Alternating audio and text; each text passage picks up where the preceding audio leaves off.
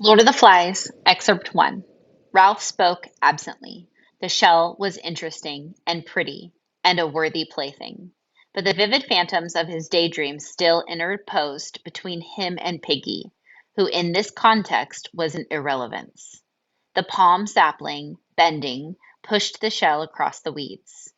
Ralph used one hand as a fulcrum and pressed down with the other till the shell rose, dripping, and Piggy could make a grab. Now the shell was no longer a thing seen, but not to be touched. Ralph, too, became excited. Piggy babbled. A conch! Ever so expensive. I bet if you wanted to buy one, you'd have to pay pounds and pounds and pounds.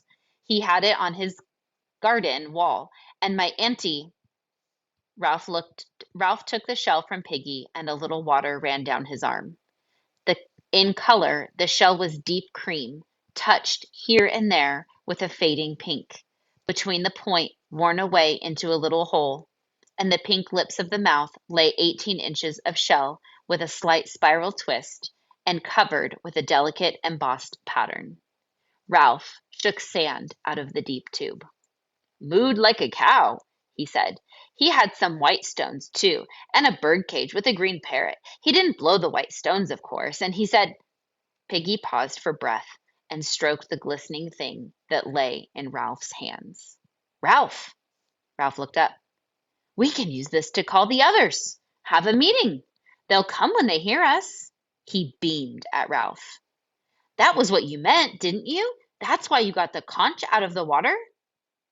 Ralph pushed back his fair hair. "How did your friend blow the conch?" "He kind of spat," said Piggy. "My auntie wouldn't let me blow on account of my asthma. He said, 'You blew from down here.'" Piggy laid a hand on his jutting abdomen. "You try, Ralph. You call the others." Doubtfully, Ralph laid the small end of the shell against his mouth and blew. There came a rushing sound from its mouth, but nothing more. Ralph wiped the salt water off his lips and tried again, but the shell remained silent. He kind of spat. Ralph pursed his lips and squirted air into the shell, which emitted a low farting noise. This amused both boys so much that Ralph went on squirting for some minutes, between bouts of laughter. He blew from down here. Ralph grasped the idea and hit the shell with air from his diaphragm. Immediately the thing sounded. A deep, harsh note boomed under the palms, spread through the intricacies of the forest, and echoed back from the pink granite of the mountain. Clouds of birds rose from the treetops, and something squealed and ran in the undergrowth. Ralph took the shell away from his lips. "Gosh!" His ordinary voice sounded like a whisper after the harsh note of the conch. He laid the conch against his lips, took a deep breath, and blew once more. The note boomed again, and then, at his firmer pressure, the note, fluking up an octave, became a strident blare, more penetrating than before. Piggy was shouting something, his face pleased, his glasses flashing. The birds cried, small animals scuttered. Ralph's breath failed. The note dropped the octave, became a low wubber, was a rush of air. The conch was silent, a gleaming tusk. Ralph's face was dark with breathlessness, and the air over the island was full of bird clamor and echoes ringing. "I bet you can hear that for miles." Ralph found his breath and blew a series of short blasts. Piggy exclaimed, "There's one!" A child had appeared among the palms, about 100 yards along the beach. He was a boy of perhaps 6 years, sturdy and fair, his clothes torn, his face covered with sticky mess of fruit. His trousers had been lowered for an obvious person, and had only been pulled back halfway. He jumped off the palm terrace into the sand, and his trousers fell about his ankles. He stepped out of them and trotted to the platform. Piggy helped him up. Meanwhile, Ralph continued to blow till voices shouted in the forest. The small boy squatted in front of Ralph, looking up brightly and vertically. As he received the reassurance of something purposefully being done, he began to look satisfied, and his only clean digit, a pink thumb, slid into his mouth. Piggy leaned down to him. "What's your name?" "Johnny." Piggy muttered the name to himself and then shouted it to Ralph, who was not interested because he was still blowing. His face was dark with the violent pleasure of making this stupendous noise, and his heart was making the stretched shirt shake. The shouting in the forest was nearer.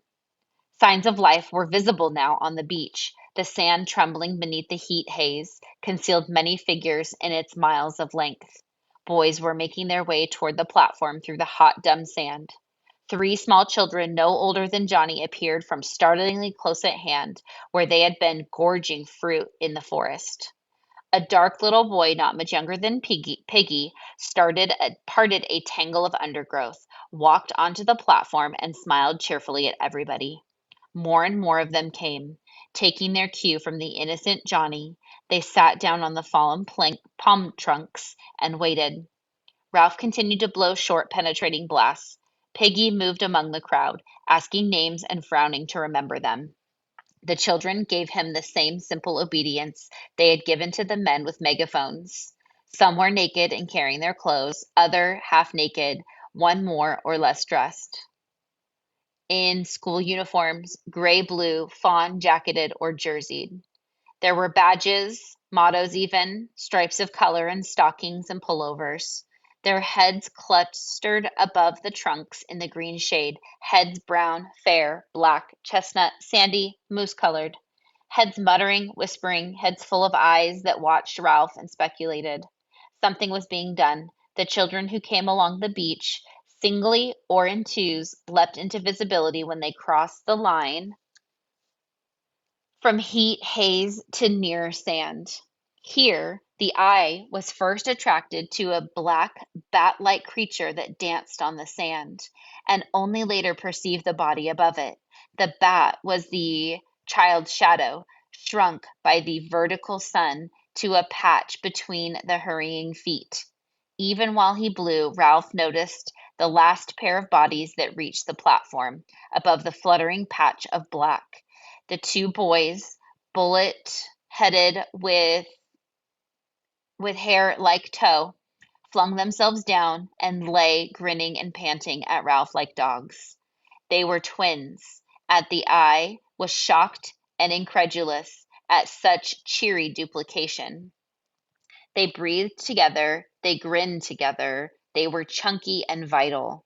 They raised wet lips at Ralph, for they seemed provided with not quite enough skin, so that their profiles were blurred and their mouths pulled open.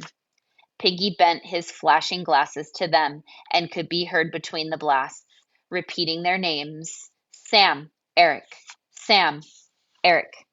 Then he got muddled.